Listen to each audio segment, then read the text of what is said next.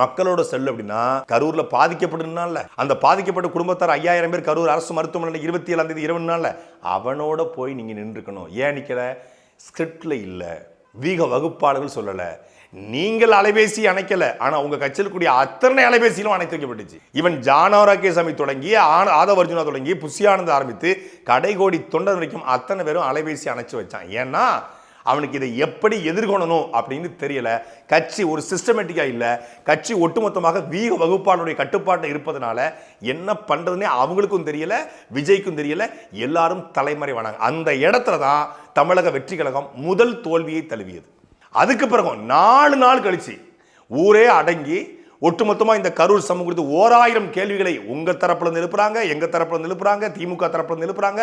எல்லாரும் எழுப்பிய பிறகு ஒரு காணொளி வெளியிட்டாங்க. அந்த காணொளியில உங்களுடைய கட்சிக்காரனையும் உங்க கட்சியும் காப்பாற்றணும் அப்படிங்கிற எண்ணம் இருந்துச்சே ஒழிய பாதிக்கப்பட்ட மக்களுக்கு அந்த 41 பேருடைய குடும்பத்தாருக்கு ஏதாவது ஒரு ஆறுதல், ஏதாவது ஒரு கண்ணீரை துடைப்பது போல வார்த்தைகள் ஏதாவது இருந்துச்சானா இல்ல. முழுக்க முழுக்க அந்த 4.5 நிமிடமும் நடிப்பாக இருந்தது.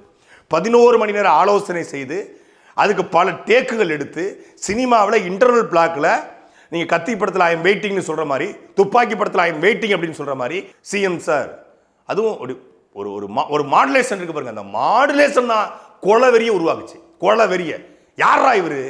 என்னடா இப்ப ஏற்பட்ட சூழ்நிலை நடக்கும்போது எப்படா இப்படி உட்காந்துக்கிட்டு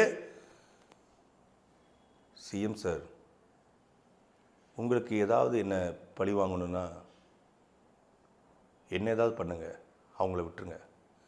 சினிமாவில் நடிச்சு தன்னை மிகப்பெரிய ஒரு நம்ம இந்த உலகத்தை ரசிக்க வந்த தேவதூதன், நம்ம தாண்டா பரமாத்மா அப்படிங்கிற மனநிலைக்கு போய் நான் அலுவலகத்துலையும் வீட்லையும் தான் இருப்பேன், அலுவலகம் இருக்கு, வீட்டு மாடியில் இருக்கு, என்னை முடிஞ்சா நீங்க தொட்டு பாருங்க, இப்படி சொல்வது என்பது இது என்னது? இது அப்போ நீதிமன்றத்தில் வழக்கு இருக்கு, ஒரு நபர் ஆணையம் விசாரித்து கொண்டிருக்கிறது.